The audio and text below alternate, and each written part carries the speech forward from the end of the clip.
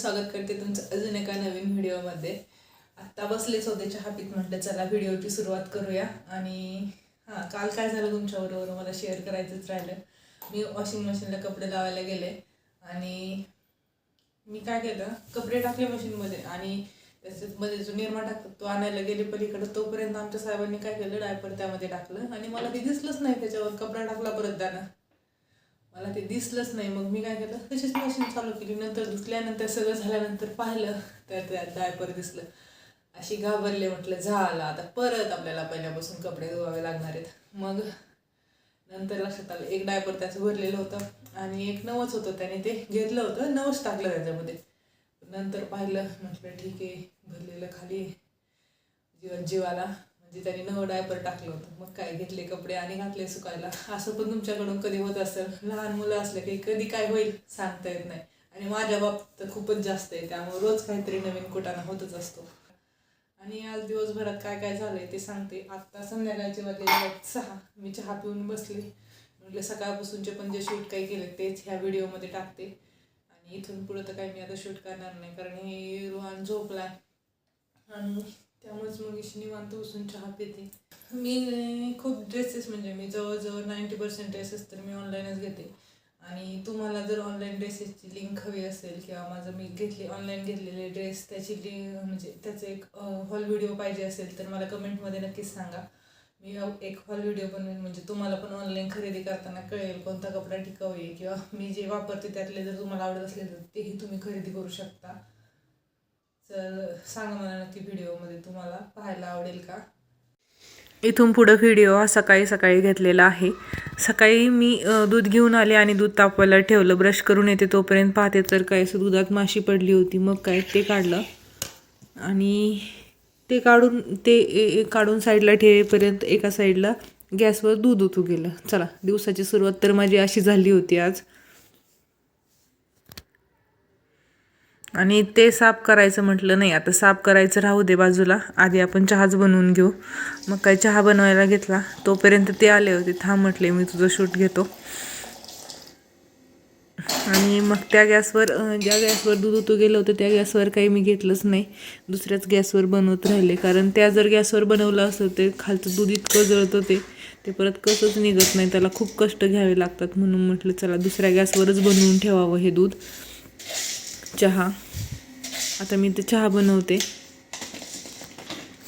चहा होत आला तोपर्यंत मग ते म्हटले जाऊ दे आता चहा नाही, आधी नाश्ताच कर। कारण आम्ही आदल्या दिवशी संध्याकाळी खूप लवकर जेवलो होतो, 6:30 पावणे 7लाच आमचं जेवण झालं होतं। त्यामुळे सकाळी उठलं की भूक लागली आणि आज मग नाश्त्यामध्ये पोहे बनवायला सांगितले। म्हटले अरे लिंब आणलेत तर मग पोहे बनव। चला, लिंब आणले की बाकीचे काही नॉनव्हेज सांगत असतील, माझा नवरा मला पोहे बनवायला सांगतोय। म्हटलं चला, मग बाहेर गेले, आधी कढीपत्ता घेऊन आले। झाडाला काही एवढा छान कढीपत्ता राहिलेला नाही, पण मग जेवढं चांगलं होतं तेवढं मी घेऊन आले। तोपर्यंत असा सूर्य मला वरती आलेला दिसत होता।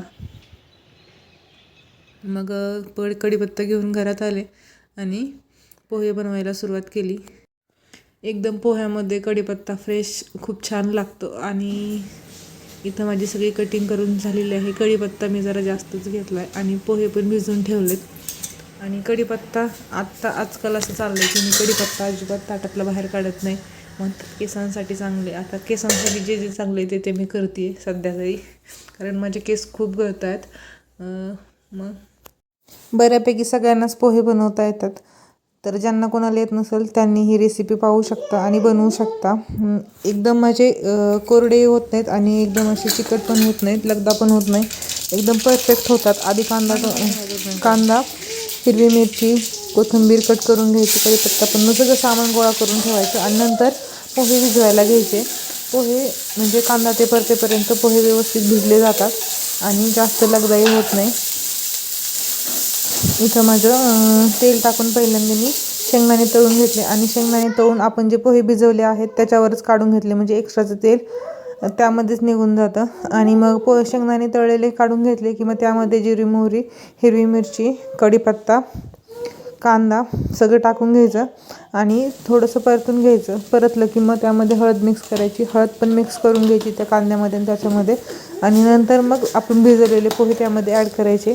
नंतर मीठ आणि तुम्हाला आवडत असेल तर तुम्ही साखर टाकली तरी चालेल.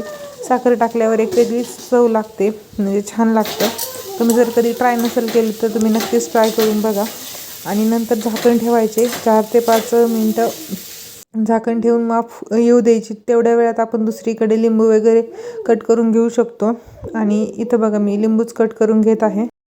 पोहे वाफ होत आहे तोपर्यंत माझं लिंबू पण कट करून झालं आणि मी पोह्यासाठी लागणाऱ्या प्लेट पण बाहेर काढून घेतल्या. आणि नंतर झाकण उघडून त्यामध्ये थोडीशी कोथिंबीर आपण जे आधीच कट करून ठेवलेली आहे ती त्यामध्ये ॲड करायची आणि परत एकदा छान मिक्स करून घ्यायचं. चला आपले झाले आहेत पोहे रेडी. कोणाला बनवता येत नसेल किंवा कोणाचा लगदा होत असेल, कोणाचे खूपच कोरडे होत असेल तर तुम्ही ह्या पद्धतीनं बनवलं. खूपच कोरडे झाले तर त्यावेळेस थोडासा पाण्याचा शिपका दिला तरी पण पोहे परत ओले होतात. आणि पोहे झाकण ठेवूनच वाफवून द्यायचे, म्हणजे ना जास्त कोरडे होतच नाहीत. इथं माझे पोहे बनवून रेडी आहेत. चला आमच्या दोघांसाठी काढलं आणि रोहनसाठी पण एका डब्यामध्ये मी भरून ठेवते. आणि हा डब्बा मी यात्रेमधून घेतला होता. जे 20-20 रुपयाला भांडे येतात ना ते, त्याचा खूप यूज होतो. कारण थोडं काही उरलेलं आपण त्यामध्ये काढून ठेवू शकतो. आणि वेगळं आपण वाटी घेतली त्यावर झाकण ठेवायला परत दुसरी एक प्लेट शोधायची, त्याच्यापेक्षा हे खूप सोपं आहे. असे छोटे छोटे डबे खूप मदत करतात. नंतर मी किचन पण क्लीन करून घेतलं. तुम्हाला माझे व्हिडिओज आवडतात का हे नक्कीच कमेंट करून सांगा. व्हिडिओ आवडल्यास व्हिडिओला लाईक करा, शेअर करा आणि कमेंट करायला विसरू नका.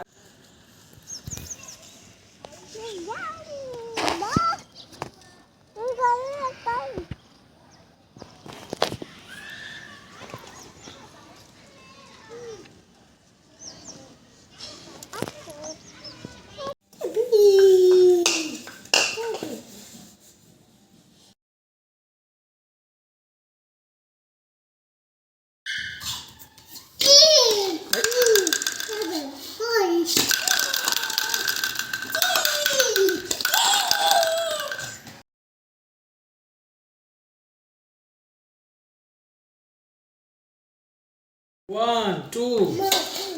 लांबून तिकडून उठा पळा.